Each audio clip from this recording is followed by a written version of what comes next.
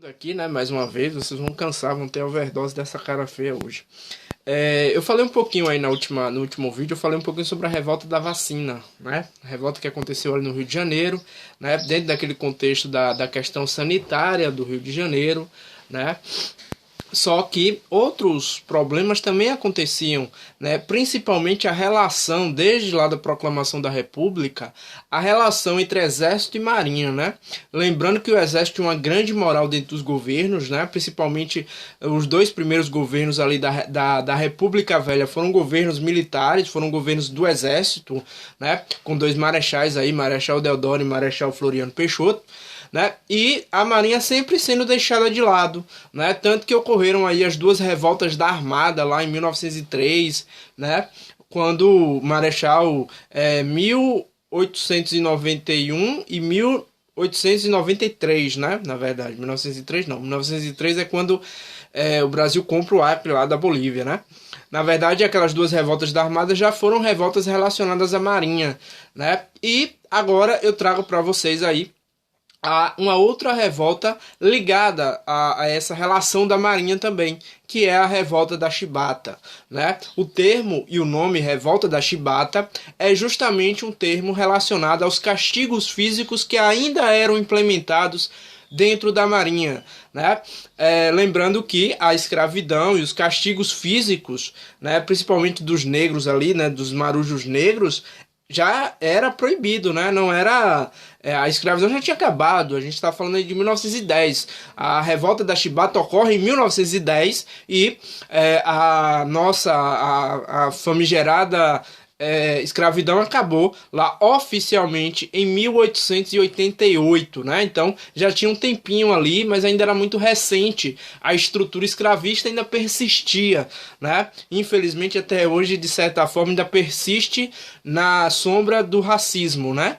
Mas toda essa questão, os castigos físicos ainda eram comuns na Marinha, principalmente e essencialmente com os marujos negros, né? Então, toda essa situação, esse novo momento que está se vivendo, né, de ideias diferentes, de ideias de liberdade e tudo mais que já vinha lá desde o século XVIII, vai ser implementado, né?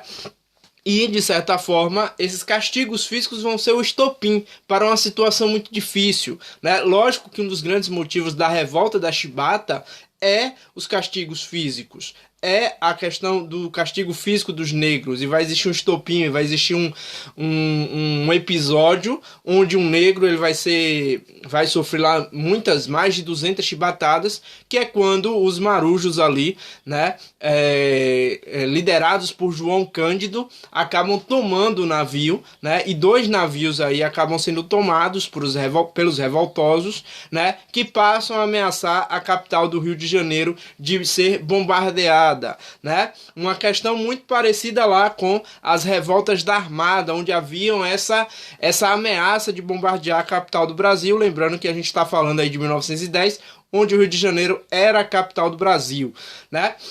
Então toda essa situação, não só a chibatada, mas o estopim e o grande motivo é esse, mas também as condições de saúde, as condições de pagamento. A Marinha pagava muito menos do que o Exército, e quando você parte para a questão racial, quando você faz esse recorte étnico, né, os negros recebiam muito menos, né, eram tratados de forma ainda muito preconceituosa, né, ainda eram ligados a serem escravos e tudo mais, né, e além das condições miseráveis de trabalho e de alojamento, né? As questões de salubridade, né? De questões de saúde mesmo, além de uma péssima alimentação. Então tudo isso emoldurado, tudo isso junto, vai fazer com que ocorra, a partir desse episódio que eu falei das 200 chibatadas em um negro, né? Vai fazer com que esses negros tomem dois navios, né? Sob a liderança de João Cândido, o chamado Almirante Negro,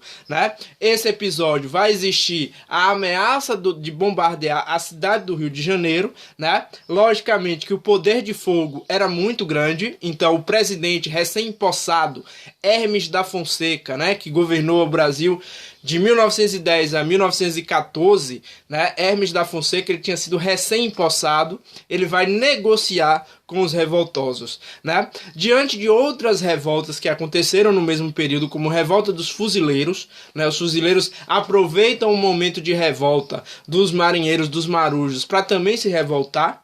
Só que os fuzileiros não tinham o mesmo poder de fogo dos navios, né?